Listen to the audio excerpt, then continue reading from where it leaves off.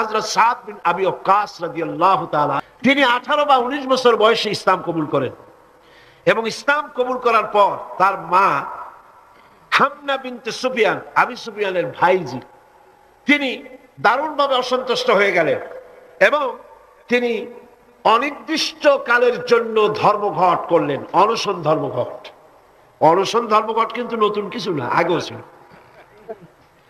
এই অনশন ধর্মঘট শুরু করলো এই কথা বলে যে যতক্ষণ পর্যন্ত তার ছেলে সাদ বিন আবি ওয়াক্কাস যতক্ষণ পর্যন্ত আল্লাহর প্রতি ঈমান প্রত্যাহার করে শিরকিয়াতের দিকে ফিরে না আসবে ততক্ষণ পর্যন্ত তিনি অনশন ভাঙবেন না, তিনি কিছু খাবেন না। তার মা দলিল হিসাবে পেশ করলেন ছেলের সামনে যে দেখো পুত্র, তোমার কোরআন অনুযায়ী আমার হুকুম মানা, আল্লাহর হুকুম, আমার হুকুম তোমাকে মানতে হবে। আর আমার সাথে নাফরমানি করার অর্থ হচ্ছে আল্লাহর সাথে নাফরমানি করা। আল্লাহ অর্ডার করেছে আমার হুকুম তোমাকে মানতে হবে। এখন তুমি ওই তাওহীদকে ছেড়ে দিয়ে এই শিরকিয়াতের দিকে, আমি যেদিকে আছি সেদিকে ফিরে আসো। হযরত সাদ বিন আবি ওয়াক্কাস রাদিয়াল্লাহু তাআলা আনহু তিনি অত্যন্ত পেরেশান বোধ করলেন যে আমি এখন করবোটা কি। তিনি রাসূল করিম সাল্লাল্লাহু আলাইহি ওয়াসাল্লামের খেদমতে হাজির হলেন এবং ঘটনার বর্ণনা করলেন। এই ঘটনা যখন বর্ণনা তিনি করলেন রাসূলের কাছে, তখন সূরা আনকাবুতের এই আয়াত নাজিল হলো, ওয়াসাইনাল ইনসানা বিওয়ালিদাইহি হুসনা। উপদেশ দেওয়া হয়েছে মানব গোষ্ঠীকে তারা যেন তার মা বাপের প্রতি ইহসান করে, উপকার করে। কিন্তু ওয়াইন জাহাদাকা লিতুশরিকা বি মা লাইসা লাকা বিহি ইলম ফালা তুতিউহুমা। কিন্তু তারা যদি তোমার উপরে শিরক করতে চাপ সৃষ্টি করে অবশ্যই তাদের অনুসরণ করবা না। খবরদার, মা বাপ যদি আল্লাহর হুকুমের বাইরে যদি কিছু বলে সেই হুকুম মা বাপের পালন করা, জোরে বলেন, পালন করা যাবে না। কোন অবস্থাতেই মা বাপের সেই হুকুম পালন করা যাবে না। আয়াতটি ব্যাখ্যা হচ্ছে যে মা বাপের হক তো সবচাইতে বেশি, কোনো সন্দেহ না। কিন্তু সেই মা বাবাই যদি মানুষকে শিরক করতে বলে তাহলে এই শিরক করতে পারবে না। কারণ হলো আল্লাহ পাকের সাথে কাউকে শরীক স্থাপন করা যাবে না। কারণ তাদের অবৈধ আবদার সন্তানের অমান্য করাই জরুরি। এর দলিল হচ্ছে মা লাইসা লাকা বিহি ইলম, যে ব্যাপারে তোমার জানা নাই, আল্লাহর সাথে শরীক করবা এরকম কোন শরীকদার এই পৃথিবীতে কেউ নাই এবং এ সম্পর্কে তুমি জানোই না। সুতরাং তুমি আল্লাহর সাথে মা বাবার কথা মতো কাউকে শরীক স্থাপন করতে পারবে না। তাই মা বাবা যদি ভুলের উপরে থাকে তাহলে সন্তান সেই ভুলকে মানতে পারবে না, সন্তান সেই ভুলকে মানবে না। মা বাপ যদি ছেলে ইসলাম কবুল করেছে, মা বাপ ইসলাম কবুল করে নাই, এমন অবস্থা যদি হয় তাহলেও সেই মা বাপের সাথে খারাপ ব্যবহার করা যাবে না। ব্যবহার করতে হবে কি? ভালো ব্যবহার। কি করতে হবে? এই ভালো ব্যবহার সম্পর্কে রাসূল করিম সাল্লাল্লাহু আলাইহি ওয়াসাল্লামের কাছে প্রশ্ন করা হলো, আইয়ুল আমালি আহাব্বু ইলাল্লাহি তাআলা, আল্লাহর কাছে সবচাইতে ভালো আমলটা কি? রাসূল করিম সাল্লাল্লাহু আলাইহি ওয়াসাল্লাম জবাব দিলেন, আসসালাতু আলা ওয়াক্তিহা, নামাজ তার ওয়াক্ত মতো আদায় করা, এটাই হলো সবচেয়ে ভালো আমল। সাহাবী প্রশ্ন করলেন, তারপরে কি? রাসূলুল্লাহ বললেন, বিররুল ওয়ালিদাইন, মা বাপের খেদমত করা, এটাই হলো সবচেয়ে ভালো কাজ। আরেকজন প্রশ্ন করলেন, মান আহাক্কুন নাসি বিহুসনি সাহাবাতি, হে রাসূল, সবচাইতে আমার কাছে ভালো ব্যবহার পাওয়ার হক কার? আল্লাহর নবী বলেন, উম্মুক, তোমার মা। সাহাবী প্রশ্ন করলেন, সুম্মা মান, এরপরে কে? রাসূল বললেন, উম্মুক, তোমার মা। তারপরে কে? হুজুর বললেন, তোমার মা। তারপরে কে? হুজুর বললেন, তোমার পিতা। মার মর্যাদা কয় গুণ বাড়লো? কয় গুণ বাড়লো? 3 গুণ বেড়ে গেল। কার চাইতে? বাপের চাইতে মায়ের মর্যাদা কয় গুণ? 3 গুণ বেশি বেড়ে গেল। হযরত আব্দুল্লাহ ইবনে আমর রাদিয়াল্লাহু তাআলা আনহু তিনি বলেছেন, যা রাজুলুন ইলান নবী সাল্লাল্লাহু আলাইহি ওয়াসাল্লাম ফাস্তাযানা লাহু ফিল জিহাদ। তিনি বলছেন যে একজন লোক রাসূলের কাছে আসলেন এবং তিনি অনুমতি চাইলেন জিহাদে যাওয়ার জন্য, যুদ্ধে অংশগ্রহণ করার জন্য। ফাকাল আহাইয়ুন ওয়ালিদাক, রাসূল জিজ্ঞেস করলেন তোমার পিতামাতা কি জীবিত আছেন? তিনি জবাব দিলেন ক্বালা নাম, হ্যাঁ আমার মা বাবা জীবিত আছে। ক্বালা ফাফিহিমা ফাজাহিদ, চলে যাও বাড়ি, মা বাবার খেদমত করো, এটাই তোমার জন্য জিহাদ। জোরে বলেন সুবহানাল্লাহ। হাজমা নামক আরেকজন সাহাবী রাসূল করিম সাল্লাল্লাহু আলাইহি সাল্লামের কাছে উপস্থিত হলেন। তিনি অনুমতি চাইলেন যে রাসূল আমি জিহাদে যেতে চাই, আমি জিহাদে যেতে চাই। হুজুর বললেন আলাকা ওয়ালিদাতুন, তোমার কি মা বেঁচে আছে? তিনি বললেন হ্যাঁ আমার মা জীবিত আছেন। আল্লাহর নবী বললেন ইযহাব ফাকরিমহা ফাইনাল জান্নাতা তাহতা রিজলাইহা, আখরাজাহুন নাসাই, নাসাই শরীফের হাদিস। রাসূলুল্লাহ বললেন তোমার মা যখন আছে ইযহাব, ফিরে যাও, বাড়ি চলে যাও, ফাকরিমহা, এবং মায়ের সম্মান করো, ইজ্জত করো, মায়ের খেদমত করো, ফাইনাল জান্নাতা তাহতা রিজলাইহা, তোমার জান্নাত তোমার মায়ের দুই পায়ের নিচে। সুবহানাল্লাহ কইতে পারলেন না? পারলেন না জোরে সোরে সুবহানাল্লাহ বলতে? আমি বারবার এই কথা বলেছি আপনাদেরকে, আমরা হচ্ছি পুরুষ, আমাদের পায়ের তলে জুতা, স্যান্ডেল।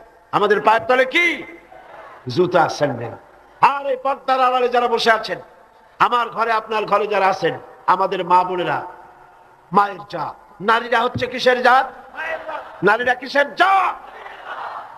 এই মায়ের জাত নারীর পায়ের তলে আল্লাহর জান্নাত। সুবহানাল্লাহ। আল্লাহর নবী মসজিদে নববীর ভিতরে বসে আছেন সাহাবায়ে কিরামদের নিয়ে। দেখা গেল একজন বুড়ি মেয়ে লোক প্রবেশ করেছেন। বুড়িকে আসতে দেখে নবীজি দাঁড়ায় গেছেন। সোজা কথা মনে করেন? আপনি কি কথাটা সহজ মনে করছেন? বিশ্বনবী, আল্লাহর পরে যার মর্যাদা, একটা বৃদ্ধা মেয়ে লোক দেখে দাঁড়ায় গেছেন তার সম্মানে। মেয়ে লোক এসেছেন, রাসূলুল্লাহ নিজের চাদর মোবারক বিছায় দিলেন। রাসূলের সেই মহিলার কথা শুনলেন। মহিলা বিদায় হওয়ার পর সাহাবায়ে কিরাম বললেন ইয়া রাসূলুল্লাহ, বুঝতে পারলাম না ইনি কে। আল্লাহ নবী নিজের চাদর বিছায়া দেয় এই মহিলাকে। নবীজি বললেন জানো না, আমি আমার মায়ের স্নেহ তেমন কিছু পাই নাই। আমি যখন মায়ের গর্ভে ছিলাম, 6 মাস বয়সের সময় মায়ের পেটে থাকাকালীন বাপের এতিম হয়ে গেছি। এরপরে মা মারা গেছেন। আমি মায়ের দুধ আমার কপালে তেমন হয় নাই, ভাগ্যে হয় নাই। মায়ের কোলে কাকে চড়ে মায়ের স্নেহ আমার কিসমতে তেমন হয় নাই। যার কোলে কাকে চড়ে, যার বুকের দুধ খেয়ে আমি বড় হয়েছি, ইনি আমার সেই দুধ মা হযরতে হালিমাতুস সাদিয়া, আমার দুধ মা। সুবহানাল্লাহ। মায়ের সম্মান ইসলাম এত বেশি দিয়েছে। মায়ের দুধের বদলা ইয়েমেন থেকে একজন হাজী সাহেব আসছে, মাকে ঘাড়ে নিয়ে তাওয়াফ করতেছে আর গান গাচ্ছে, শের পড়তেছে।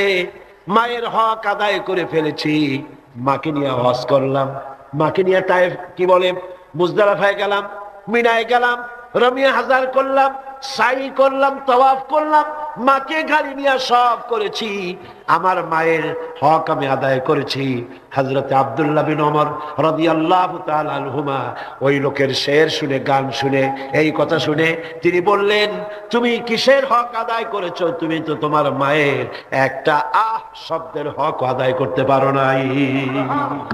তোমার মা কষ্টে পড়ে তোমাকে কোলে নিয়ে, তোমাকে তোমার কষ্টের সময়, বিপদের সময়, তোমাকে দুঃখে দেখে, কষ্ট দেখে মুখ থেকে যাও শব্দটা বেড়েছে, সারা জীবন তো সেই হক আদায় করতে পারবে না। হক আদায় করছো, এত বড় কথা কি করে বলতে পারলে? মা বাপের, পিতামাতার আনুগত্যের চূড়ান্ত রূপ বলতে গিয়ে হযরত ইবনে আব্বাস রাদিয়াল্লাহু তাআলা আনহু বলেছেন, ওয়ান ইবনে আব্বাস রাদিয়াল্লাহু তাআলা আনহু আন্নাহু قال قال رسول الله صلى الله عليه وسلم من أصبح مطيعا لله في والديه أصبح له بابان مفتوحان من الجنة। হযরত ইবনে আব্বাস রাদিয়াল্লাহু তাআলা আনহু বলেছেন, আল্লাহ রাসূল বলেছেন, যে ব্যক্তি পিতামাতার সম্পর্কিত, আল্লাহর নাজিলকৃত হেদায়েত মেনে নিয়ে সকাল করলো, আল্লাহ রাব্বুল আলামিন তার জন্য জান্নাতের 2টা দরজা খুলে দেন। আর যদি মা বাপ বেঁচে নাই, দুজনের একজন আছে, তার খেদমত করে তাকে খুশি করে যদি সকাল করে, জান্নাতের একটা দরজা তার জন্য খুলে যায়। ওয়ামান আমসা আসিয়ান লিল্লাহি ফি ওয়ালিদাইহি আসবাহা লাহু বাবানে মাফতুহান মিনান নার। আর যদি মা বাপকে অসন্তুষ্ট করে, আল্লাহ যে হুকুম করেছে সেই হুকুম অনুযায়ী মা বাবার খেদমত না করে, মা বাবার সাথে নাফরমানি করে যে সন্ধ্যা করলো, নবীজি বলেন তার জন্য জাহান্নামের 2টা দরজা খোলা হয়ে যায়। মা বাবার দুজনের একজন যদি বেঁচে থাকে, তাহলে মা বাবার দুজনের একজন যদি বেঁচে থাকে, তাহলে তাকে যদি অসন্তুষ্ট করা হয়, জাহান্নামের একটা দরজা তার জন্য খোলা হয়ে যায়। সাহাবী প্রশ্ন করলেন, ক্বালা রাজুলুন ওয়া ইন যালামাহু, ক্বালা ওয়া ইন যালামাহু। 3 বার রাসূলুল্লাহ বললেন। ওই ব্যক্তি জিজ্ঞেস করলেন, হুজুর মা বাপ যদি আমার উপরে জুলুম করে? রাসূলুল্লাহ বলেন, জুলুম যদি করেও? তারপরে সে বলছে, যদি আমার উপরে জুলুম করে? হুজুর বলেন, জুলুম যদি করেও? আবার প্রশ্ন করলেন, আমার উপরে মা বাপ যদি জুলুম করে? রাসূলুল্লাহ বলেন, জুলুম যদি করেও খবরদার তুমি মা বাবার সাথে নাফরমানি করবা না। সুবহানাল্লাহ। মা বাবার খেদমত করো, কপাল খুলে যাবে। কি খুলে যাবে? আমার বন্ধুগণ, হযরত ইবনে আব্বাস রাদিয়াল্লাহু তাআলা আনহু আরো বলেন, আন ইবনে আব্বাস রাদিয়াল্লাহু তাআলা আনহু আন্না রাসূলুল্লাহ সাল্লাল্লাহু আলাইহি ওয়াসাল্লাম قال من ولد بار ينظره إلى والديه نظرة رحمة إلا كتب الله بكل نظرة حجاب। আল্লাহ নবী বলেন, হযরত ইবনে আব্বাস রাদিয়াল্লাহু তাআলা আনহু বর্ণনা করেছেন, রাসূলুল্লাহ বলেছেন, কেউ যদি তার মা বাপের দিকে যদি মহব্বতের নজরে, ভালোবাসার নজরে যদি তাকায়, তাহলে তার আমলনামায় একটা কবুল হজের সব আল্লাহ পাক আমলনামায় লিখে দিবেন। একজন প্রশ্ন করলেন, যদি এক সাহাবী প্রশ্ন করলেন, ইয়া রাসূলুল্লাহ, যদি কোন সন্তান তার মা বাপের দিকে দৈনিক 100 বার তাকায় তো কি হবে? আল্লাহ নবী বললেন, জেনে রাখো, 100 বার যদি দৈনিক মা বাপের দিকে রহমতের নজরে, ভক্তির নজরে, ভালোবাসার নজরে যদি তাকাও, আল্লাহ পাক তোমার আমলে 100 কবুল হজের সব লিখে দিবে। আল্লাহর ভান্ডারে কোনো অভাব নাই। তাই বলে আবার কেউ মনে করেন না যে হজ যখন ফরজ আছে, এত কষ্ট করে টাকা খরচ না করিয়া মহব্বতের নজরে বাপের দিকে তাকায় থাকে, এতে কিন্তু কাম হবে না। উল্টা পাল্টা চিন্তা করবেন না, চিন্তাটা ঠিক মতো করে হজ যার উপর ফরজ হয়েছে যাই আদায় করতে হবে। এখানে আল্লাহ পাক সওয়াব দিবেন, এই সওয়াবে আপনার হজ যে ফরজ হয়ে আছে সেই দায়িত্ব কিন্তু আদায় হবে না। আর মা বাবার খেদমত যদি করেন, তাহলে আপনার দুনিয়ার ফায়দাটা কি? রাসূলুল্লাহ বলেছেন, আন আনাস ইবনে মালিক রাদিয়াল্লাহু তাআলা قال قال رسول الله صلى الله عليه وسلم من سره أن يمد له في عمره ويزداد له في رزقه فليبر والديه وليصل رحمه رواه أحمد। আল্লাহ নবী বলেন, হযরত আনাস বিন মালিক রাদিয়াল্লাহু তাআলা আনহু থেকে বর্ণিত, আল্লাহ নবী বলছেন, কেউ যদি দুনিয়ায় তার রিজিক বাড়াতে চায়, সম্মান বাড়াতে চায়, হায়াত বাড়াতে চায়, সে যেন তার মা বাপের খেদমত করে। মা বাপের খেদমত যারা করবে, মা বাপের সম্মান যারা করবে, আল্লাহ পাক তার রিজিকে বরকত দান করে দিবেন। রিজকে কোনোদিন অভাব হবে না। কবরের কাছে গিয়া, মাজারের কাছে গিয়া বলা লাগবে না, ইয়া খাজা মেরা মতলব কো পুরা কর দে, এটা বলা লাগবে না, এটা বলা লাগবে না। আপনার রিজকে বরকত হয়ে যাবে মা বাপ যদি আপনাকে, আপনার জন্য দোয়া করে। এই দোয়া কবুল, মা বাবার দোয়া কি কবুল হয়ে যাবে। সুতরাং রাসূলুল্লাহ বলছেন, আল্লাহর নবী বলছেন, রিজকে বরকত হবে, সম্মান বৃদ্ধিপ্রাপ্ত হবে, অশান্তি হবে না, অসম্মান হবে না। মা বাবার খেদমত করবা, রিজকে কোনো অভাব হবে না। সুবহানাল্লাহ। হযরত আবী হুরায়রা রাদিয়াল্লাহু তাআলা আনহু বলছেন, عن أبي هريرة رضي الله تعالى عنه عن النبي صلى الله عليه وسلم قال رغم أنفه ثم رغم أنفه ثم رغم أنفه আল্লাহ নবী বলছেন, তিনবার বললেন সে ব্যক্তি অপমানিত হোক, সে ব্যক্তি অপমানিত হোক। কোন ব্যক্তি? কিলা মান ইয়া রাসূলুল্লাহ, কোন ব্যক্তি অপমানিত হোক? ক্বালা মান আদরাকা ওয়ালিদাইহি ইনদাল কিবারে আও আহাদুহুমা সুম্মা লাম ইয়াদখুলিল জান্নাহ। ভালো করে শোনেন, আল্লাহর নবী বলেন সেই ব্যক্তি অপমানিত হোক। তিনবার বললেন। প্রশ্ন করা হলো কোন ব্যক্তি? রাসূলুল্লাহ বললেন মা বাপ দুইজন অথবা একজনকে জীবনে সে পেল আর খেদমত করে আল্লাহর জান্নাত নিজের জন্য ওয়াজিব করে নিতে পারলো না, তার মতো হতভাগ্য আর কেউ নাই। মা বাপ যাদের আছে প্রাণ ভরে তাদের খেদমত করো, তাদের খেদমতে আল্লাহ পাক কিসমত খুলে দেবে। আবু দাউদ শরীফের একটি হাদিস শুনুন। হযরত আব্দুল্লাহ বিন আমর রাদিয়াল্লাহু তাআলা আনহু তিনি বলছেন, এক ব্যক্তি তার মাতা পিতাকে কাঁদায় রেখে রাসূলের সামনে জিহাদে যাওয়ার জন্য উপস্থিত হয়েছেন, মা বাপকে ক্রন্দনরত অবস্থায় রেখে। রাসূলুল্লাহর কাছে খবর এলো এই যুবক জিহাদে যাওয়ার জন্য আসছে আর তার মা বাপ কাঁদতেছে। রাসূলুল্লাহ বললেন ফিরে যাও, মা বাপকে যেভাবে কান্দায় আসছো ওইভাবে খুশি করে তারপরে আসো, মা বাপকে অখুশি রেখে জিহাদে যাইও না। মা বাপের খেদমত করো, তাদেরকে খুশি করো। অন্য হাদিসে এসেছে রাসূল করিম সাল্লাল্লাহু আলাইহি ওয়াসাল্লামের খেদমতে একজন হাজির হয়ে অভিযোগ করলো। একজন হাজির হয়ে সে অভিযোগ করছে, হে রাসূল, আমার মা খুব বদমেজাজের মেয়ে লোক। কে বলছে? এক যুবক বলছে রাসূলের কাছে গিয়ে, আমার মা খুব বদমেজাজের মানুষ। অভিযোগ।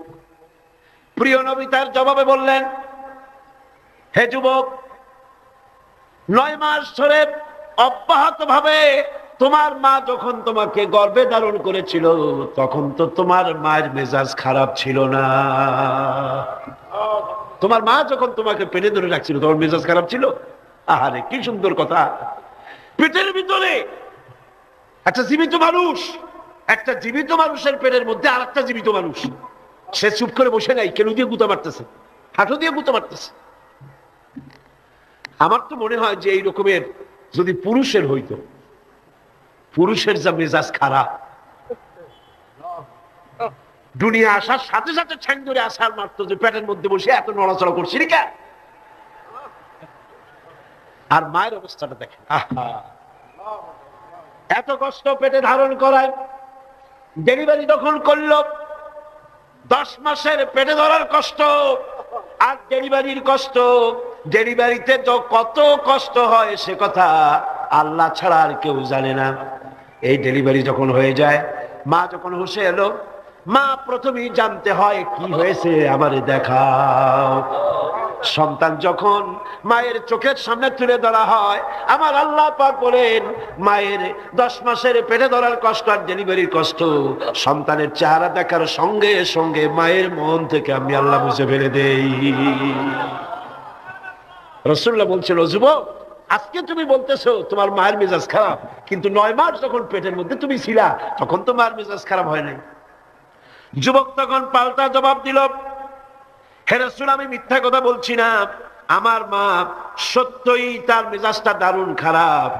হুজুর বললেন, সে যখন রাতের পর রাত জাগতো আর তোমারে দুধ খাওয়াইতো, তোমার মা গভীর রাত্রে ঘুমায়, তুমি চিৎকার করতেছো, ঘুম ভাঙা তোমারে কোলে নিয়ে দুধ খাওয়াইলো, 2.5 বছর পর্যন্ত জ্বালাইছো মায়ের বুকের দুধ খাইয়া, দিনে দুপুরে রাত্রে কত কষ্ট দিছো, তখন তো তোমার মায়ের মেজাজ খারাপ ছিল না।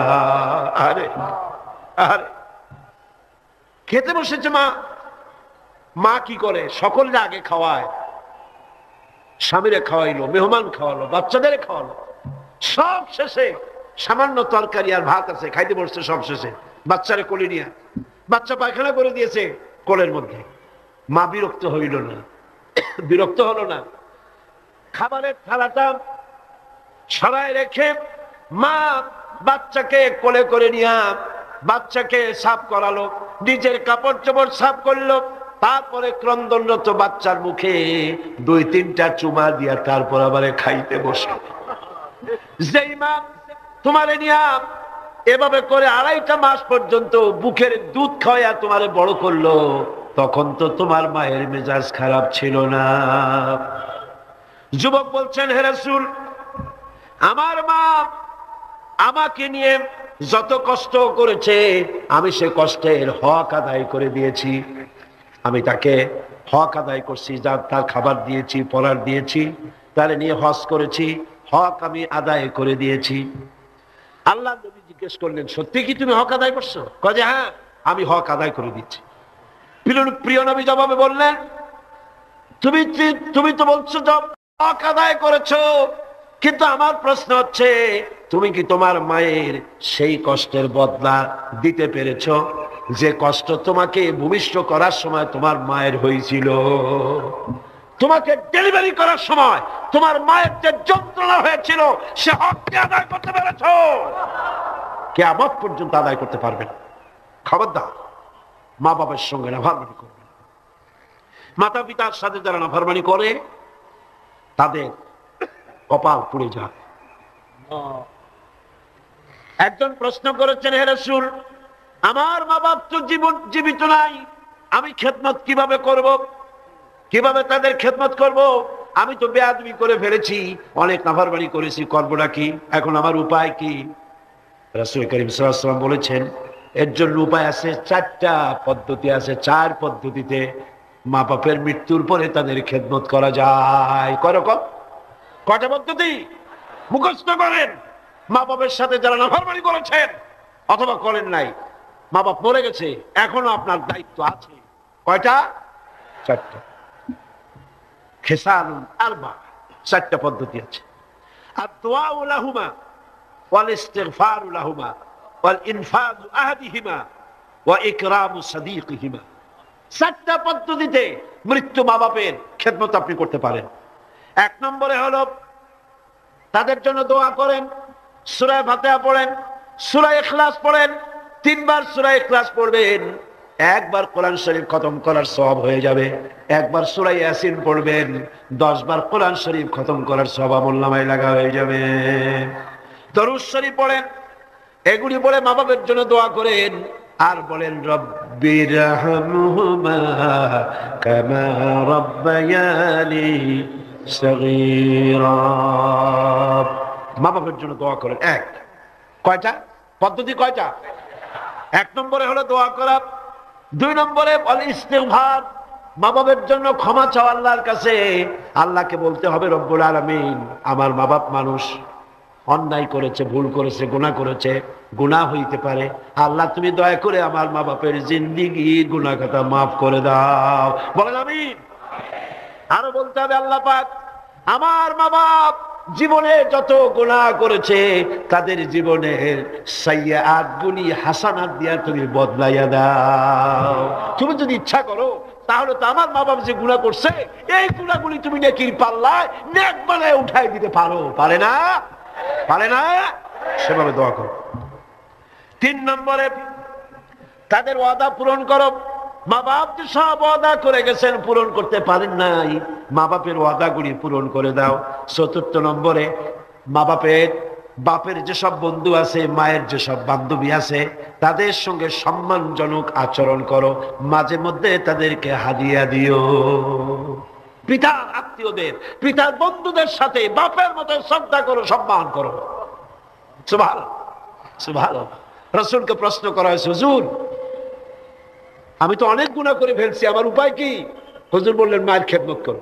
শুনতেছেন কথা? শুনতেছেন? আমি অনেক গুনাহ করেছি, আমার উপায় কি? হুজুর বললেন, মায়ের খেদমত করো। তিনি বললেন, হুজুর আমার তো মা বেঁচে নাই, এখন আমার উপায় কি? হুজুর কন, যাও খালার খেদমত করো, মায়ের গন্ধ খালার গায়ে দিয়ে আসে। সুবহানাল্লাহ। ভাইরা আমার, মা বাবার সঙ্গে যারা দুর্ব্যবহার করে এই দুনিয়ায় তাদেরকে আল্লাহ রাব্বুল আলামিন শাস্তি দিবেন, আর পরকালের শাস্তি তো তাদের জন্য রয়েই গেছে। দুনিয়ার শাস্তিও আছে আর পরকালের শাস্তিও তাদের জন্য রয়ে গেছে।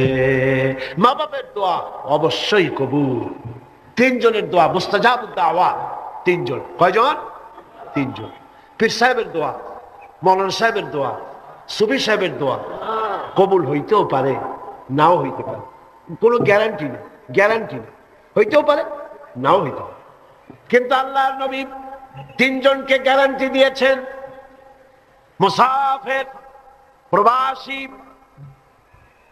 তার দোয়া কবুল হবে।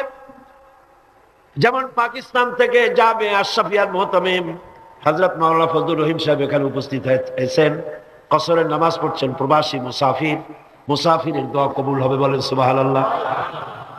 আবার মাজলুম ব্যক্তি, অত্যাচারিত ব্যক্তি যদি দোয়া করে আল্লাহ পাক তার দোয়া মঞ্জুর করে নেবেন।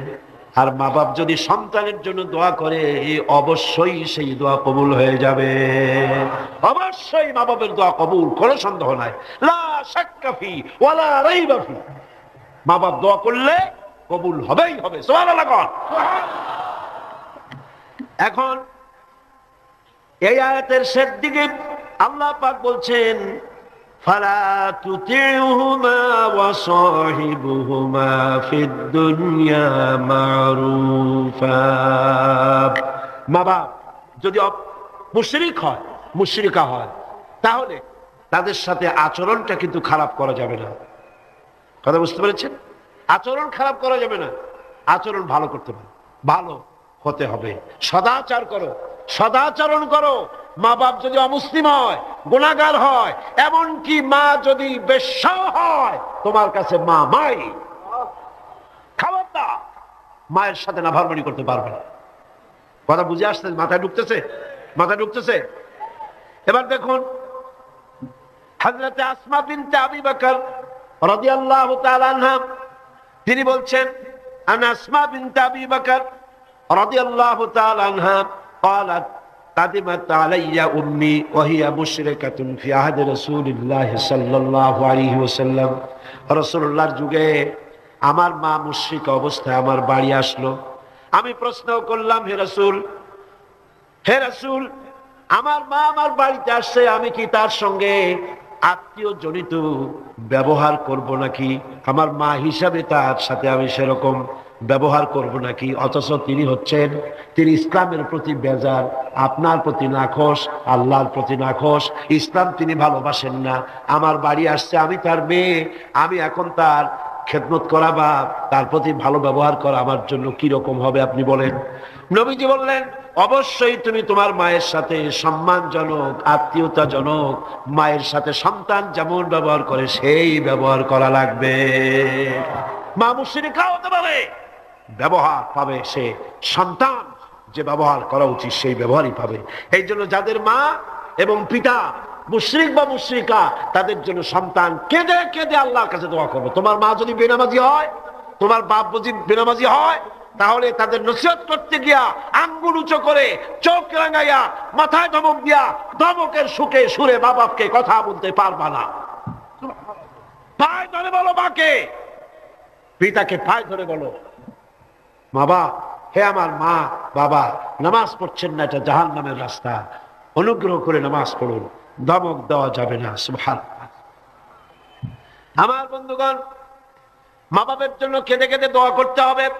যাদের মা বাপ এরকম, ইসলাম সহ্য করতে পারে না, আল্লাহ সহ্য করতে পারে না, রাসূল সহ্য করতে পারে না, এটা তো সেই যুগে ছিল, কিন্তু বর্তমান যুগেও আছে না? নাই আছে কিনা?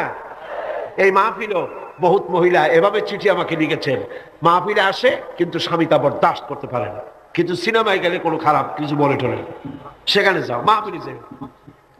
ছেলে ইসলামী ছাত্র শিবির করে, অসহ্য, টাকা বন্ধ করে দাও, লেখাপড়া বন্ধ করে দাও, সহ্য হয় না। ইসলামী ছাত্রী সংস্থা করে, মৌলবাদী হয়ে গেছে, পয়সা দেয় না, খাবার দেয়। হায় রে কপাল পোড়া বাপ, তোমার তো চিন্তা করা উচিত, তোমার ছেলে সে তো কমিউনিস্ট আন্দোলন করে না, তোমার ছেলে তো সিনেমায় যায় না, তোমার ছেলে তো girls high school, girls college ছুটির সময় এতিমের মতো মেয়েদের দিকে তাকায় থাকে। তোমার ছেলে মাস্তানি করে না, চাঁদাবাজি করে না, ইসলামী ছাত্র শিবির করে, ইসলামী ছাত্রী সংস্থা করে, পবিত্র সংগঠন করে। তুমি তো সেজদা দিয়ে কাঁদবা, আল্লাহ আমার ছেলে ভালো কাজ করতেছে। ঠিক কিনা? জোরে বলেন ঠিক কিনা? আমার বন্ধুগণ, মা বাবার জন্য দোয়া করতে হবে, মা বাবার জন্য দোয়া করতে হবে। রব্বির হামহুমা কামা রাব্বায়ানি সগীরা। খুব মিষ্টি করে ভালো করে পড়েন, রাব্বিরহামহুমা কামা রাব্বায়ানি সগীরা। হযরতে আবু হুরায়রা রাদিয়াল্লাহু তাআলা আনহু ইসলাম গ্রহণ করার পর দীর্ঘদিন যাবত তার মা ইসলাম কবুল করেন নাই, বরং আবু হুরায়রা রাদিয়াল্লাহু তাআলা আনহুকে বড় জ্বালাইছে। তিনি মায়ের পায়ে পড়েছেন, বহু অনুরোধ করেছেন, কোনো কিছুতে কাজ হয়নি। একদিন তিনি অনেক রাত করে বাড়িতে ফিরেছেন। মা তাকে প্রশ্ন করলেন, এত রাত কোথায় ছিলি? তিনি বললেন, আমি ছিলাম রাসূল করিম সাল্লাল্লাহু আলাইহি সাল্লামের কাছে। শোনা মাত্র মা তাকে খুব করে মারলেন, গলা ধাক্কা দিয়ে বাড়ি থেকে বের করে দিলেন। তিনি রাসূলুল্লাহর খেদমতে এসে কাঁদতে লাগলেন। আল্লাহর নবী বলেন, আবু হুরায়রা কাঁদো কেন? হযরত আবু হুরায়রা বললেন, ইয়া রাসূলুল্লাহ, মা আমাকে মেরেছে। বললেন, মারলো কেন? তিনি বললেন, ঘটনা শোনালেন, আপনার কাছ থেকে দেরি করে যাওয়ার কারণে আপনার নাম শুনে সহ্য করতে না পেরে আমাকে মারছে। হুজুর বলেন, আবু হুরায়রা, মা তোমাকে মেরেছে, এখানে আমার কিছু করার নাই। আমি এখানে দখলান্দাজ করতে পারবো না, আমি এখানে কোনো ইন্টারফেয়ার করতে পারবো না। মা মারছে, আমি কি করবো? সুবহানাল্লাহ। ভাইরা আমার, হযরত আবু হুরায়রা বলেন, ইয়া রাসূলুল্লাহ, মায়ের বিরুদ্ধে নালিশ করার জন্য তো আমি আপনার কাছে আসি নাই। বললেন, কেন এসছো? হযরত আবু হুরায়রা বলেন, ইয়া রাসূলুল্লাহ, আমি আসছি দোয়া চাওয়ার জন্য। আমি জানি নবীজি যদি আল্লাহর দরবারে হাত উঁচু করে দোয়া মঞ্জুর হয়ে যায়।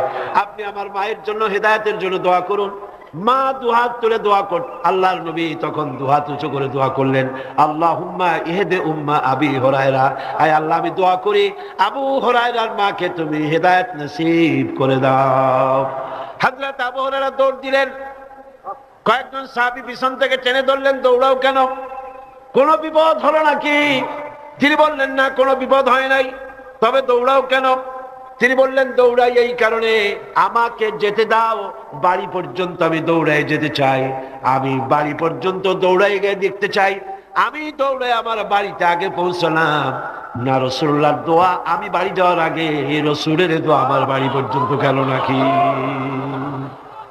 হযরতে আবু হুরায়রা রাদিয়াল্লাহু তাআলা আনহু তিনি বাড়িতে চলে গেলেন। দরজায় গিয়ে নক করলেন। ভেতর থেকে আওয়াজ এলো, কে? তিনি বললেন, মা, আমি আবু হুরায়রা এসেছি। মা বলছেন, আব্বু অপেক্ষা করো, দরজা খুলে দিতেছি। হযরতে আবু হুরায়রা তিনি বললেন, মায়ের গলার আওয়াজ দিয়েই আমি বুঝতে পারলাম আমি ঘরে আসার আগে রাসূলুল্লাহ তীর তার নিশানায় পৌঁছে গেছে, দোয়া কবুল হয়ে গেছে। হযরতে আবু হুরায়রা বললেন, মা বেরিয়ে এলেন, গোসল করে এসেছেন। মা আমারে বললেন, বাবা, তোমাকে মারার পর আমি বড় অনুতপ্ত হয়েছি যে আমি মারলাম কেন। আমার ছেলে তো কোনো খারাপ মানুষের কাছে যায় নাই, দুনিয়ার সর্বশ্রেষ্ঠ মানুষের কাছে গেছে, মারলাম কেন? বড় অনুতপ্ত আর অনুশোচনা আমি করেছি। আমি গোসল করেছি, আমি ওযু করেছি, আমাকে জলদি করে নিয়ে চলো, আল্লাহর নবীর খেদমতে নিয়ে হাজির করে দাও। হযরতে আবু হুরায়রার মা ঘোষণা করলেন, লা ইলাহা ইল্লাল্লাহু মুহাম্মাদুর রাসূলুল্লাহ। বন্দুক দিয়ে গুলি করলে সেই গুলি তার টার্গেটে পৌঁছতে যত না দেরি হবে, মা বাবার দোয়া, বাবার দোয়া এর থেকে দ্রুত গতিতে আল্লাহ পাকের আরশ আজিম পর্যন্ত পৌঁছে যাবে। এগুলি পৃথিবীতে কোথাও নাই, ইসলাম শিখিয়েছে। কে শিখিয়েছে? বলেন, কে শিখিয়েছে? ইসলাম শিখেছে, শিখায়েছে। পাশ্চাত্যে যায় দেখেন, কিসের মা কিসের বাবা, মা বাবার কোনো খোঁজ খবর নাই। মা বাবা যখন বুড়ো হয়ে যায়, আমি ইংল্যান্ড এবং আমেরিকায় দেখেছি, ওদের জন্য ওল্ড পিপল সেন্টার করা হয়। বুড়া বুড়ি, আমি নাম দিছি ওইটার বুড়া বুড়ি এতিমখানা। বুড়া বুড়িরা ওইখানে থাকে, ওই ঘরের মধ্যে। ছেলেমেয়েরা কোনো খোঁজ খবর নেয় না। 25শে ডিসেম্বর তারিখে প্রতি বছর একখানা কার্ড ছেলে তার বাপের নামে পাঠায়, মায়ের নামে পাঠায়। বাবা ওই কার্ডখানা নিয়ে তারপরে বন্ধুদের দেখায়, আমার ছেলে আমাকে মনে করছে। সারা বছর খোঁজ নাই। এরপরে যখন মরে 2-3 দিন পর্যন্ত মদের বোতল, দুধের বোতল, খবরের কাগজ ভিতরে কেউ নেয় না, দরজার কাছে পড়ে আছে। কারণ কি? পুলিশে এসে দরজা খুলিয়া দেখে ভিতরে বুড়া মরে পড়ে আছে, কেউ নাই, ছেলেও নাই, মেয়েও নাই, দেখারও কেউ নাই। এই হলো পাশ্চাত্যের অবস্থা। আর ইসলাম কি নিয়ামত! সুবহানাল্লাহ, ইসলাম বিরাট নিয়ামত। মা বাবার সম্মান করতে শিখিয়েছে, সেখানে সম্মান নাই। সন্তানের কাছে সম্মান হবে কি করে? সন্তান তার মায়ের প্রতি যে আকৃষ্ট হবে কিসের মাধ্যমে? দুধ খাওয়াবার মাধ্যমে। আমার দেশে পাশ্চাত্যের আবহাওয়া লেগে গিয়েছে, বহুত মা তার সন্তানকে দুধ খাওয়ায় না। কৌটার দুধ খাওয়ায়, টিনের দুধ খাওয়ায়, নিজের শরীর ভালো রাখার জন্য টিনের দুধ খাওয়ায়। তো সন্তানের মহব্বত ওই টিনের দিকে, বোতলের দিকে বেশি হবে, মায়ের দিকে হবে না। দুধ হচ্ছে একটা ফ্লো, একটা ফ্লো। মায়েরা, আমার মা বোনেরা যারা আসছেন শোনেন, ব্রেস্ট ক্যান্সার যে হয়, মায়ের মেয়ে লোকদের যে ব্রেস্ট ক্যান্সার হয়, চিকিৎসা বিজ্ঞানীরা বলেছেন ব্রেস্ট ক্যান্সার হওয়ার জন্য সবচাইতে বড় কারণ সন্তানকে দুধ না খাওয়ানো। এটা হলো আরেকটা কারণ আছে, সেটা আমি বললাম না, ডাক্তারদের কাছ থেকে জেনে নিবেন। এটা হলো সবচাইতে বড় কারণ, সন্তানকে দুধ না খাওয়ানো। এই ফ্লোটা, এই স্বাভাবিক ফ্লো আপনি বন্ধ করে রাখছেন, সন্তানকে খাওয়াচ্ছেন না। ব্রেস্ট ক্যান্সার যদি হয়, অপারেশন করে শরীরের যে সৌন্দর্য রক্ষা করতে চাইছিলেন, 12 আনাই 16 আনাই শেষ হয়ে যাবে। এই দুধ, মায়ের বুকের দুধ সন্তানের জন্য শুধু খাদ্য নয়, এর মধ্যে রয়েছে মেডিসিন। এর মধ্যে রয়েছে কি? মেডিসিন। সন্তান ছিল ফি কারার মাকিন, মায়ের পেটের মধ্যে একটা সুরক্ষিত জায়গায়, কোন রোগের জান সেখানে পৌঁছতে পারে না, এরকম একটা জায়গায় ছিল। পৃথিবীতে আসলো, এখানে আছে পলিউশন, এখানে আছে নানান রকমের রোগ, কি জীবাণু, এগুলি রয়েছে। সুতরাং তার কচি চামড়ার লোমকূপের মধ্য দিয়া এই রোগগুলি ঢুকে যেতে পারে। এই রোগ থেকে শরীরকে বাঁচাবার মতো রেজিস্ট্যান্স, স্টেমিনা, শক্তি তার মধ্যে নাই। এই জন্য আল্লাহ কি করলেন? অ্যান্টিবায়োটিক ওষুধও সহ্য হবে না, রোগ থেকেও তারে বাঁচানো যাবে না। সেই জন্য রব্বুল আলামিন মায়ের বুকে যে দুধ দিয়েছেন, প্রথম যে শাল দুধ যেটাকে বলা হয়, এই দুধটাকে আল্লাহ পাক খাদ্য আর রোগের প্রতিষেধক ঔষধ হিসাবে আল্লাহ দিয়ে দিয়েছেন। সন্তানকে দুধ খাওয়াও, সন্তানের মহব্বত তোমার প্রতি বাড়তেই থাকবে। সুবহানাল্লাহ, সুবহানাল্লাহ। পাশ্চাত্যে এই মহব্বত নাই। পাশ্চাত্যে আমি নিজের চোখে প্রত্যেক বছর দাওয়াত হয়তো দেখি, খালি গুড়ি না, চোখ দিয়ে তাকায়ও দেখি কোথায় কি হয়। মেয়ে লোকগুলি তাদের বাচ্চা পুশ চেয়ার, হুইলওয়ালা চেয়ার আছে, সেই চেয়ারে বাচ্চাটা ঠেলতে ঠেলতে নিয়ে যায় মার্কেটিং করতে, আর কুত্তার বাচ্চাটা কোলে নিয়ে হাঁটে। নিজের ছেলে কান্দে, তাতে কিছু আসে যায় না, কুত্তারে কোলে নিয়ে, কুত্তারে চুমা দিয়া তারপরে নিয়ে যায়। যে কুকুরের যে যত্ন আছে, শিশুর সেই যত্ন পাশ্চাত্যে নাই। অথচ শিশুর মর্যাদা আল্লাহ দিয়েছেন, শিশুর হক, মায়ের দুধ তাকে খেতে দিতে হবে। এ দায়িত্ব দিয়েছে আল্লাহ পাক, এ হক আদায় করার জন্য মাকে দায়িত্ব দিয়েছে। আমার মা বোনেরা, আপনারা আপনাদের মহলে কথা শোনান, সর্বত্র পৌঁছান, কোন মা যেন তার সন্তানকে নিজের দুধ থেকে যেন বঞ্চিত না করেন। সন্তান রোগ থেকে বাঁচবে, মায়ের প্রতি মহব্বত বাড়বে, ভালোবাসা বাড়বে। এভাবে আল্লাহ পাক বলছেন, তোমার উপরে যদি সাফ, এই মা বাবার খেদমত তো তুমি করবাই, কিন্তু মা বাবা যদি অন্যায় করতে বলে, শিরক করতে বলে, গুনার কাজ করতে বলে, অবশ্যই তুমি সেই গুনার কাজ করবা না। ওয়াত্তাবি সাবিলা মান আনাবা ইলাইয়া, বরং অনুসরণ করবে সেই ব্যক্তির, যে ব্যক্তি আমার পথে পরিচালিত হয়েছে, আমার পথে যে চলছে, আমার পথে যে ডাকে, তার দিকে এগিয়ে আসো। সুম্মা ইলাইয়া মারজিউকুম, আর এরপরে তোমাদের সকলকেই আমার কাছে ফিরে আসতে হবে। কার কাছে? কার কাছে? ফাউনাব্বিউকুম বিমা কুনতুম তা'মালুন, আর এরপরে কিয়ামতের দিন তোমাদের সমস্ত কাজের ফলাফল আমার কাছে প্রকাশিত হয়ে যাবে। মুনাজাত করব, মুনাজাতের পরে আজান হবে বা জামাত, আমরা নামাজ পড়ে যাব ইনশাআল্লাহ। আল্লাহুম্মা আমিন। রব্বানা যালামনা আনফুসানা ওয়া ইল্লাম তাগফির লানা ওয়া তারহামনা লানাকুনান্না মিনাল খাসিরিন। রব্বানা লা তুযিগ কুলুবানা بعد إذ هديتنا وهب لنا من لدنك رحمة إنك أنت الوهاب أي الله تعالى লক্ষ লক্ষ মুসলমান নরনারী দীর্ঘক্ষণ ধরে তোমার কোরআনের কথা আমরা শুনেছি। আয় আল্লাহ, তুমি দয়া করে মেহেরবানি করে আমাদের দুরূদ ও সালাম আলোচনার সওয়াব জনাবে মুহাম্মদ রাসূলুল্লাহ সাল্লাল্লাহু আলাইহি সাল্লামের রূহ মুবারকে পৌঁছায় দাও রব্বুল আলামিন। আমরা যারা মা বাপ হারাইছি, যে মা বাপের কথা এতক্ষণ আলোচনা করলাম তোমার কোরআন থেকে, আয় আল্লাহ আমাদের মা বাপের কবরগুলিকে জান্নাতের টুকরায় পরিণত করে দাও।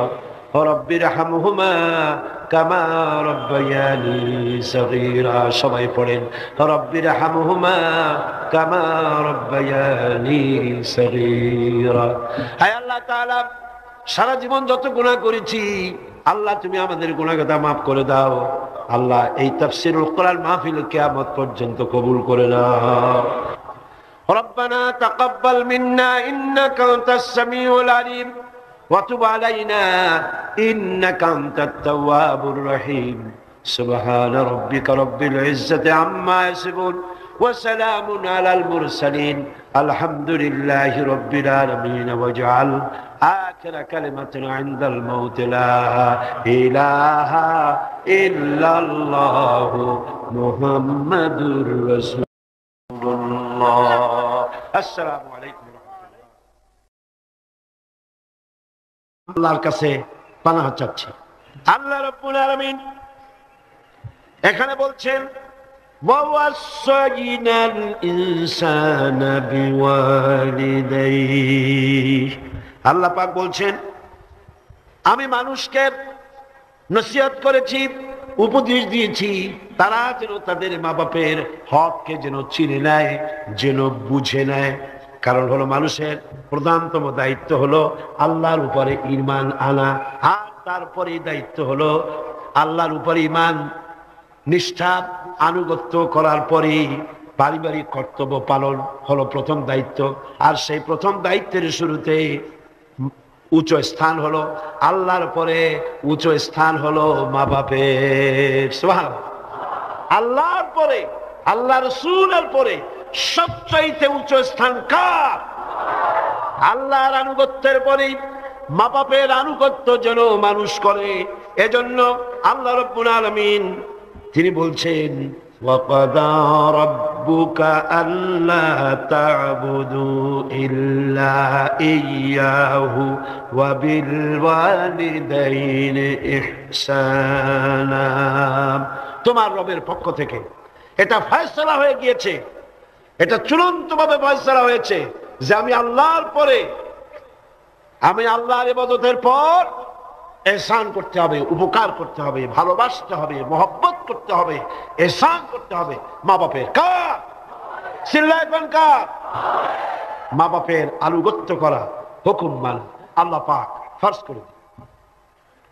আল্লাহ পাক শিখালেন ইম্মা ইয়াবলুগান্নাল কিবারা আহাদুহুমা আও কিলাহুমা ফালা তাকুল লাহুমা উফফিন ওয়ালা তানহারহুমা ওয়াকুল লাহুমা কাওলান কারীমা।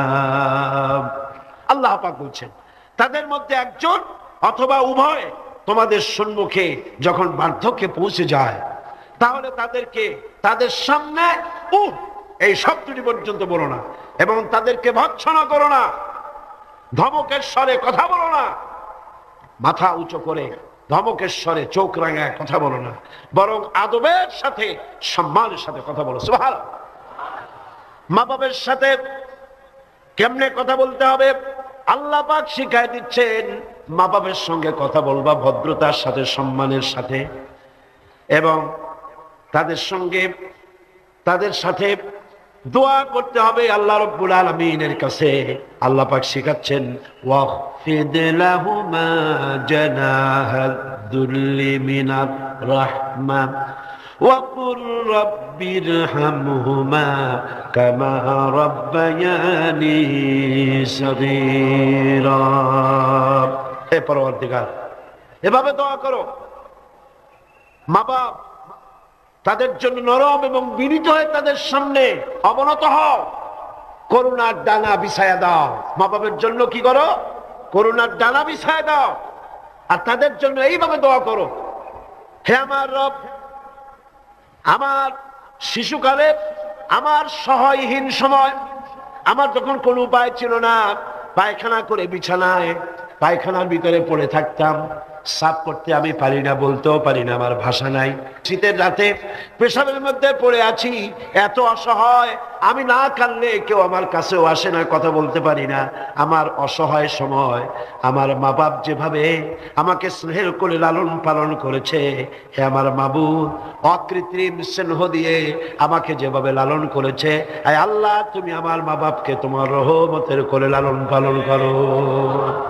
পড়েন সব আমার সাথে, রব্বিরহামহুমা কামা রাব্বায়ানি সগীরা। সবাই পড়েন, রব্বিরহামহুমা কামা রাব্বায়ানি সগীরা। আয় আমার রব, আমার মা বাপের উপর রহমত করো, শান্তিতে রাখো। আপনারা প্রত্যেক নামাজের মুনাজাতে আপনারা যখনই দোয়া করবেন এই দোয়াটা পড়বেন, মনে থাকবে? মনে থাকবে? খবরদার ভুলে যাবেন। সূরা বনী ইসরাঈলের এই দুটি আয়াতের মধ্যে কয়েকটা শিক্ষা পাওয়া যায়। প্রথম হচ্ছে, মুমিনের উপর আল্লাহ রাব্বুল আলামিন আল্লাহর পরে সবচেয়ে বড় অধিকার করে দিয়েছেন পিতামাতার। আল্লাহর পরেই অধিকার কার? পিতামাতার। আল্লাহর ইবাদতের পরই পিতামাতার সাথে ভালো ব্যবহার করার নির্দেশ দিয়েছেন আল্লাহ পাক নিজে। আর 2 নম্বরে, মাতা পিতা বার্ধক্যে উপনীত হলে তাদের মেজাজের ভিতরে কিছুটা রুক্ষতা আসতে পারে, পারে না? মা বাপ যখন, মানুষ যখন বুড়া হয়ে যায় তখন মেজাজ কি ভালো থাকে নাকি?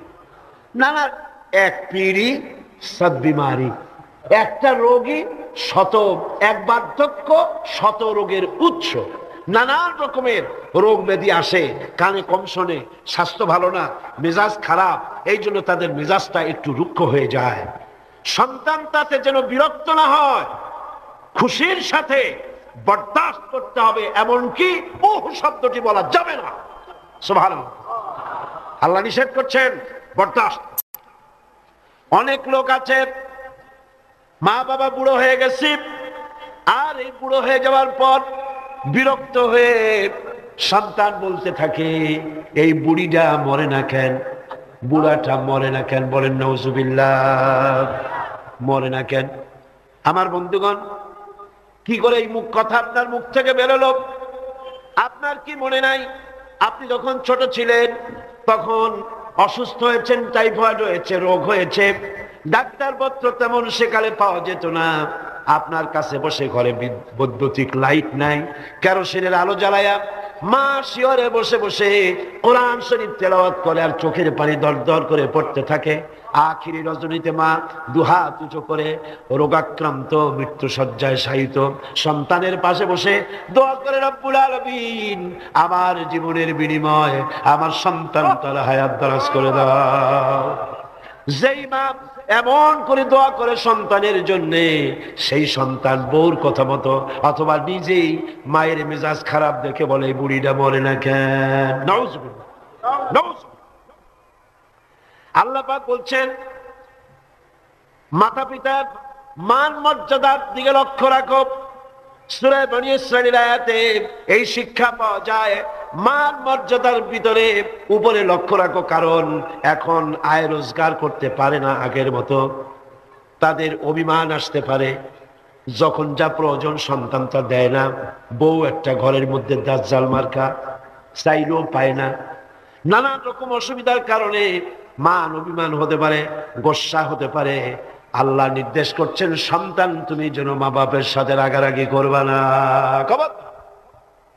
মায়ের সাথে পিতার সাথে কখনো খারাপ ব্যবহার করবে না। কে নিষেধ করেছেন? বিনয়ের সাথে কথা বলো। আল্লাহ বলছেন মা বাবার সাথে কিভাবে কথা বলো?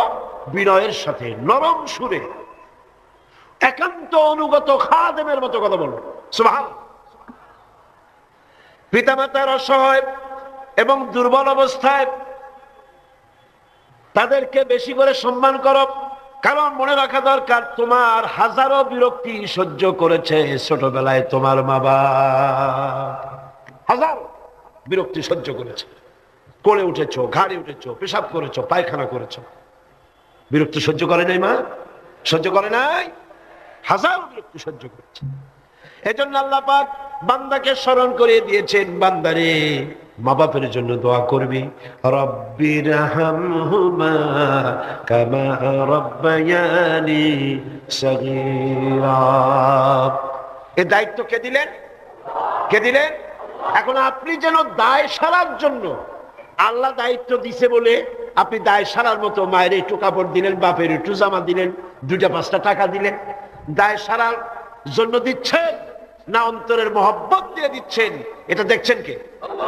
দেখেন আল্লাহ কি বলছে, রব্বুকুম আ'লামু বিমা ফি নুফুসিকুম ইন তাকুনু সালিহিন ফাইন্নাহু কানা লিল আওয়াবিন গফুরা।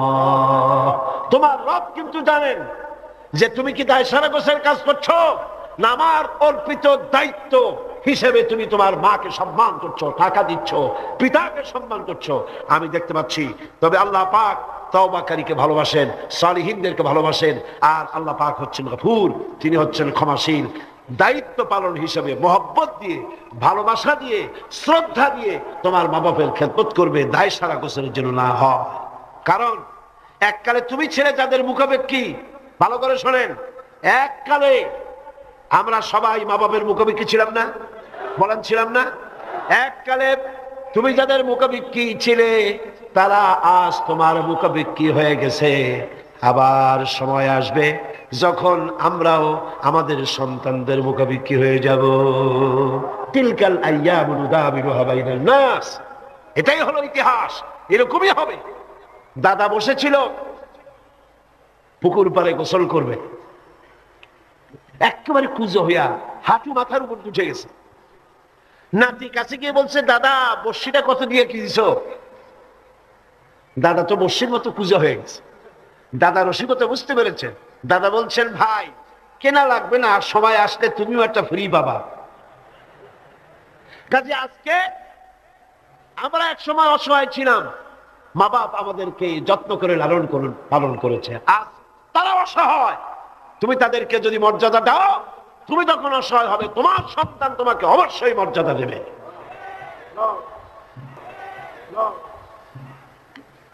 সূরা বাকারায় একটি আয়াতে আল্লাহ রাব্বুল আলামিন এভাবে বলেছেন, লা তা'বুদুনা ইল্লাল্লাহ ওয়া বিল ওয়ালিদাইনি ইহসানা। আল্লাহ ছাড়া কারো উপাসনা করো না এবং পিতামাতার সাথে অবশ্যই সদ্ব্যবহার করবে। সূরা বনী ইসরাঈলে বললেন, সূরা বাকারার মধ্যে বলছে। এবার বলছেন সূরা আনকাবুতে, ওয়া ওয়াসাইনাল ইনসানা বিওয়ালিদাইহি হুসনা। কত জায়গায় বলতেছেন আল্লাহ, আমি সমগ্র মানব মণ্ডলীকে তাদের পিতামাতার সাথে সদ্ব্যবহার করার জন্য উপদেশ দিচ্ছি, নির্দেশ দিচ্ছি। পৃথিবীর সমস্ত মানুষকে, এখানে মুসলমান বলা হয় নাই, গোটা বিশ্বের মানব মণ্ডলীকে আল্লাহর পক্ষ থেকে নির্দেশ করা হচ্ছে মা বাপের প্রতি শ্রদ্ধাশীল হও। সূরা কাহফে বলা হয়েছে, ওয়া ওয়াসাইনাল ইনসানা বিওয়ালিদাইহি ইহসানা হামালাতুহু উম্মুহু কুরহা ওয়া ওয়াদাআতুহু কুরহা ওয়া হামলুহু ওয়া ফিসালুহু 30 শাহরা। আমি মানব গোষ্ঠীকে নির্দেশ করেছি, তোমার পিতামাতার ইহসান করো। তোমার মা তোমাকে গর্ভে ধারণ করেছে অত্যন্ত কষ্টের সাথে, আর ডেলিভারিও করেছে অত্যন্ত কষ্টের সাথে, আর 30টি মাস ধরে নিজের বুকের দুগ্ধ দিয়ে খাওয়াইয়া তোমার মানুষ করেছে। খবরদার মা বাবার সঙ্গে নাফরমানি করো। মায়ের পেটের ভিতরে যখন সন্তান থাকে, পেটের ভিতরে যখন সন্তান থাকে, সন্তান নড়াচড়া করতে থাকে, মা বাবার স্বাভাবিক, মায়ের স্বাভাবিক অবস্থা তখন আর থাকে না। লক্ষ্য করেন, মায়ের স্বাভাবিক অবস্থা থাকে না, ক্ষুধা কম হয়ে যায়, খেতে পারে না, মাথা ঘুরাতে থাকে, শরীরের ভিতরে একটা অস্বাভাবিক অবস্থা বিরাজ করে, তার মাসিক অসুখটা বন্ধ হয়ে যায়। আল্লাহ রাব্বুল আলামিন তাকে খাওয়াবার জন্য, পেটের ভিতরে সন্তান বড় হচ্ছে, এই সন্তান খাবে কি, সেজন্য আল্লাহ রাব্বুল আলামিন মায়ের নাভির সঙ্গে আর সন্তানের নাভির সঙ্গে একটা তার লাগায় দিয়া মায়ের মাসিক রক্তগুলি এগুলি সন্তানের শরীরের ভিতরে সন্তানের শরীরকে দিয়ে আল্লাহ পাক বড় বানায় দেন। আর মা তখন দুর্বল হতে থাকে। এই সময় মাকে সবচাইতে বেশি ভালো খাবার দেওয়া উচিত। আমার দেশে মানুষেরা বোঝে না, পৃথিবীতে অপুষ্টিজনিত রোগে সবচাইতে ভোগে পৃথিবীর মধ্যে নারী মেয়ে লোকেরা। সবচাইতে অপুষ্টিজনিত রোগে কারা ভোগে? মেয়ে লোকেরা। সেদিকে আপনাদের লক্ষ্য রাখা দরকার। আপনার সন্তান ধারণ করেছে, আপনার বংশকে রক্ষা করার দায়িত্ব পালন করছে স্ত্রী। তার সন্তান, তার পেটে যখন সন্তান এসেছে তখন তাকে ভিটামিন খেতে দিতে হবে, ক্যালসিয়াম খেতে দিতে হবে, দুধ খেতে দিতে হবে, মাছ খেতে দিতে হবে, শাক খেতে দিতে হবে, গোশত খেতে দিতে হবে, ভালো ভালো খাবার তাকে দিতে হবে। এটা দেওয়া দায়িত্ব আপনার। তার রক্তগুলি সব সন্তানের মধ্যে চলে যাচ্ছে। এখন দেখুন আল্লাহ রাব্বুল আলামিন কি করছেন, রক্তগুলি নাভির ভিতর থেকে, পাইপের মধ্য থেকে শরীরের মধ্যে আল্লাহ দিয়ে দিচ্ছেন, মুখের মধ্যে দিয়ে আল্লাহ খাওয়ার নাই, মুখটাকে আল্লাহ পাক পবিত্র রেখে দিলেন, যাতে করে দুনিয়া আসার পরে বান্দা যেন ওই পবিত্র মুখ দিয়ে আল্লাহ রাব্বুল আলামিনের নামের জিকির করতে পারে। দুনিয়া যখন আসলো, সন্তান যখন দুনিয়া আসলো, লাইনটা কেটে গেল। কয়টা লাইন ছিল বুঝেন না কথা? মার পেটের মধ্যে লাইন ছিল কয়টা খাবারে? একটা লাইন ছিল। যখন দুনিয়া আসলো সঙ্গে সঙ্গে লাইনটা কেটে দেওয়া হলো। দাত্রীতে কাটুক, নার্সে কাটুক, ডাক্তারে কাটুক, লাইনটা তার কেটে দেওয়া হলো। খাবারের লাইন ছিল, লাইন কাটা। এখন কি খাবে? দেখুন আল্লাহ রাব্বুল আলামিনের কুদরত কত। মায়ের খেদমত কেন করবেন? পেটের মধ্যে বসে তার রক্ত খেয়েছেন, তার রক্ত দিয়ে আপনার শরীর বড় হয়েছে। আর দুনিয়া আসার পর যখন একটা লাইন কেটে দেওয়া হলো, লাইন একটা কেটে গেল, আল্লাহ পাক বুকের মধ্যে দিয়া মায়ের বাচ্চার মুখের মধ্যে ডবল লাইন চালু করে দিলেন। ডবল লাইন চালু করে দিয়েছেন, দুধ এসে গিয়েছে। এই দুধ সৃষ্টি করেছেন কে? সন্তান ক্ষুধা লাগলে বলে চাইতে পারে না, বলতে পারে না। আল্লাহ রাব্বুল আলামিন মায়ের কলিজার ভিতরে এমন আকর্ষণ দিয়েছেন সন্তানের প্রতি। সন্তান যখনই ক্ষুধা লাগে সন্তান কাঁদতে থাকে, আর কান্নার আওয়াজে মায়ের কলিজার ভিতরে অসহ্য বেদনা শুরু হয়ে যায়, সন্তানের প্রতি আকর্ষণ সৃষ্টি হয়ে যায়। যত কাজ থাকুক না কেন সব ফেলে দিয়ে মা দৌড়ে গিয়ে কলিজার টুকরা সন্তানকে বুকের সাথে জড়াইয়া ধরে। এই জন্য বাচ্চা যখন গর্ভে থাকে, আল্লাহ নবী বলেছেন, আল মারআতু ইযা হামিলাত কানা লাহা আজরুস সাইমিল কাইম আল মুখবিতিল মুজাহিদ ফি সাবিলিল্লাহ। আল্লাহ পাকের নবী বলেন, মায়ের পেটে যখন সন্তান থাকে, এই সন্তান পেটে থাকার কারণে রাতের বেলা যে ঘুমাতে পারে না ঠিক মতো, সারা রাত দাঁড়ায় দাঁড়ায় ইবাদত করলে যত সওয়াব হইতো, আল্লাহ পাক মায়ের আমলনামায় সেই সওয়াব লিখে দেন। মা যে খেতে পারে না ঠিক মতো খেতে পারে না, এই জন্য 10টি মাস রোজা রাখতে পারে যে সওয়াব হতো মায়ের আমলনামায়, আল্লাহর নবী বলেন রোজার সওয়াব আল্লাহ পাক তার আমলনামায় লিখে দেন। সে যে কষ্ট বরদাস্ত করে, এই কষ্ট বরদাস্ত করার জন্য পেটে ধারণের কষ্ট আর ডেলিভারির কষ্ট বরদাস্ত করার কারণে পুরুষেরা জিহাদ করে যে সওয়াব পাবে, মা সন্তান পেটে ধরে ডেলিভারি করে সন্তান মানুষ করে সেই জিহাদের সওয়াব পাইয়া যাবে। জোরে বলে সুবহানাল্লাহ। আমার বন্ধুগণ, এ সওয়াব আল্লাহ পাক মানুষকে দান করেছেন। মা বাপের খেদমত করতে বলেছেন, মাকে ভুলে যেও না, মায়ের প্রতি শ্রদ্ধাশীল হও, মায়ের জন্য আল্লাহর কাছে দোয়া করো। আমার কাছে মা বাপের জন্য প্রার্থনা করো, রব্বির হামহুমা কামা রব্বায়ানি সগীরা। পড়েন সবাই, রব্বির হামহুমা কামা রব্বায়ানি সগীরা। হে আল্লাহ, আমার মা বাপ যেমন স্নেহের করে আমাকে লালন পালন করেছে, তুমিও আমার মা বাপকে তোমার রহমতের করে লালন পালন করো। এখানে একটা জিনিস লক্ষ্য করো, হামালাতহু উম্মুহু ওয়াহনান আলা ওয়াহনি, ওয়াহনান আলা ওয়াহনি। শ্রান্তির পর শ্রান্তি, কষ্টের পর কষ্ট, অর্থাৎ পেটে ধরার কষ্ট, ডেলিভারির কষ্ট। এই যে কষ্ট মা বহন করছে, এই কষ্টের ঋণ মানুষ সন্তানেরা কোনোদিন শোধ করতে পারবে না। পারবে? সন্তান যদি তার বুকের চামড়া দিয়া মায়ের জন্য এক জোড়া জুতা তৈরি করে দেয়, পিঠের চামড়া নয়, সন্তান যদি তার বুকের চামড়া দিয়া মায়ের পায়ের এক জোড়া যদি জুতা তৈরি করে দেয়, মায়ের এক ফোঁটা দুধের হক আদায় হবে না। আল্লাহ পাক বলছেন, ওয়া ইন জাহাদাকা আলা আন তুশরিকা বি মা লাইসা লাকা বিহি ইলম ফালা তুতি'হুমা ওয়া সাহিবুহুমা ফিদ দুনিয়া মা'রুফা। আল্লাহ পাক বলছেন, কিন্তু তারা যদি তোমাকে, মর্যাদা তাদের আল্লাহর পরেই মা বাপের মর্যাদা, আল্লাহর পরে কার মর্যাদা? সন্তানের কাছে মা বাপের মর্যাদা। কিন্তু তারা যদি তোমাকে আমার সাথে এমন কাউকে শরীক করার জন্য চাপ সৃষ্টি করে যাকে তুমি চেনো না, আমার শরীক হিসাবে জানো না, তাহলে ফালা তুতিউহুমা, তাহলে অবশ্যই তাদের সে কথা মানবে না। সুবহানাল্লাহ, মানবে না।